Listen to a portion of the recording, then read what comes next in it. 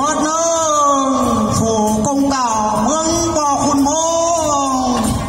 sinh đi nổi lái những chân xóa vòng nửa kinh cùng cả công hù chắc là to luôn những điều thuê ná long sườn nhiều bay mỹ sẵn bè xanh bán đầy ha bà trời hở hót nói hù lắc lưng tay mới na mà chẳng so sánh hở lù phải hết nếp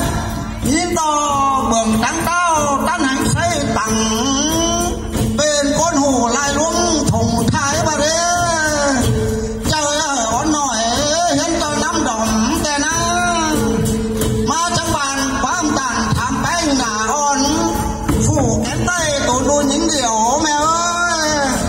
muốn có kéo phải nặng say tặng hết nè chi nữa mẹ cáo leo hình ngâm nó chờ thương thì đời chẳng cứ nên là cắn đế mẹ ơi nâng chẳng ra thanh sửa phần đi không mơ bưng xin phả tiếp nữa không nung sẵn trái nâng chẳng phán phiếu phải nãy thường ba đại thế quảng đông con thường ngon phây hoàng ta nữa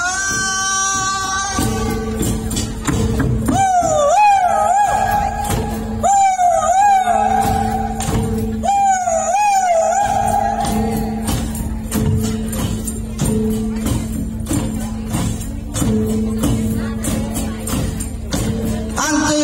san bướng tàu bướng mũ cảnh non ăn ná liêng nhớ mà phanh qua khánh hương mắn co hà bên này nhám đi đường đúng phải toàn bừng chỗ bón càng tăng trong trắng tham khảo hà mà tăng tên tuổi năng cáo tàn số tao trốn khỏi xếp xàm cài múa sùng có chỉ ngõ má tôn nòng phía mưa nàng năng trắng tàn tham tao chầu pi san nước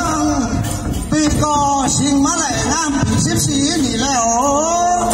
men khóc khẩu pi phá nào on múa sùng nòng ơi